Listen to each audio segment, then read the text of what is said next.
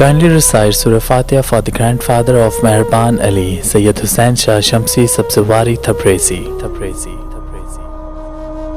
اللہ کے نبی حضرت سلیمان علیہ السلام اللہ سے دعا مانگتے تھے کہ اے میرے اللہ مجھے وہ مقام عطا کر جو نہ مجھ سے پہلے کسی کو ملا ہو اور نہ ہی میرے بعد کسی کو ملے۔ تو بس اللہ نے اپنے نبی سلیمان کے لیے تمام مخلوقات کو ماتحت کر دیا۔ جنات، پرندے، کیڑے مکوڑے، جانور، انسان سب آپ کی بات سنتے تھے، آپ کے حکم کو تسلیم کرتے تھے۔ آپ کے تخت کو ہوا اپنے کندھوں پہ اٹھائے چلتی تھی، آپ پرواز کیا کرتے تھے۔ ایسے ہی شان و شوکت سے آسمان پہ سلیمان علیہ السلام کا تخت گزر رہا تھا۔ حضرت سلیمان نے زمین کی طرف دیکھا، ایک عورت منہ پہ مٹی لگی ہوئی عجیب حال میں پاگلوں کی طرح پھر رہی تھی۔ اللہ کے نبی سلیمان نے سوچا کہ اس پاگل عورت سے کون شادی کرے گا؟ اللہ کو یہ بات ناگوار گزری۔ تو بس تخت سلیمان جیسے ہی بڑھتے بڑھتے دریا تک پہنچا، جو انگوٹھی سلیمان علیہ السلام کے ہاتھ میں پہنی تھی وہ ہاتھ سے اتر کے پانی میں گر گئی۔ جیسے ہی انگوٹھی کا پانی میں گرنا تھا، وہ فضا، جنات، پرندے، کیڑے مکوڑے سب سلیمان علیہ السلام کی شخصیت سے ناواقف ہونے لگے اور تخت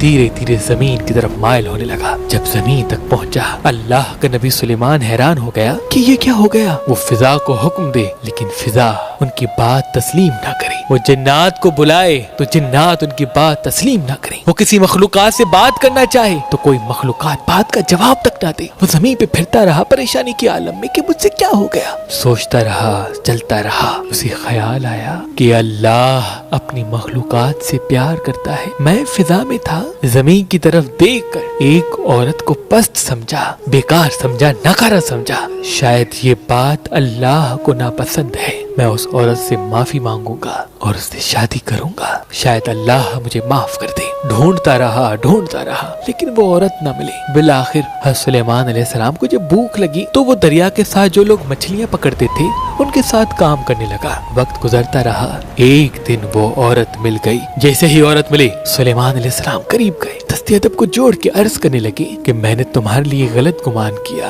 تم میں عیب تلاش کیا۔ میں یہ بھول گیا تھا کہ تمہیں میرے خالق، میرے مالک اللہ نے بنایا ہے۔ کیا تم مجھ سے شادی کرو گی؟ وہ غریب، لاچار اور بدصورت عورت مسکرا کے کہنے لگی کہ اس سے بڑا شرف میرے لیے کیا ہوگا کہ آپ جیسا اتنا خوبصورت جوان مجھ سے شادی کرے۔ مجھ بدصورت سے تو کوئی پیار ہی نہیں کرتا۔ سارا دن لوگوں کی تنقید اور تلخ رویے کا سامنا کرنا پڑتا ہے۔ اللہ کے نبی سلیمان نے شادی کی اور خوش رہنے لگے۔ چند ایام گزرے، حضرت سلیمان علیہ السلام جیسے ہی مچھلیاں پکڑ رہے ہیں تو ایک مچھلی چمک رہی ہے۔ لوگوں نے پکڑا اور آپس میں بات کرنے لگے کہ یہ پوری مچھلی چمک کیوں رہی ہے۔ بس مچھلی کو کاٹنا تھا۔ اس مچھلی کے اندر وہی سلیمان علیہ السلام کی انگوٹھی تھی۔ سلیمان علیہ السلام دیکھ کے اس انگوٹھی کو فوراً اپنے ہاتھ میں پہن لیا۔ اللہ کے کرم سے سلیمان علیہ السلام کے لیے اللہ نے پھر سے ساری مخلوقات کو ماتحت کر دیا۔ وہ ہوا ماتحت، جنات آ گئے، پرندے آ گئے۔ وہ مچھلیاں پکڑنے والے حیران ہو گئے اور معافی مانگنے لگے کہ ہمیں معلوم نہ تھا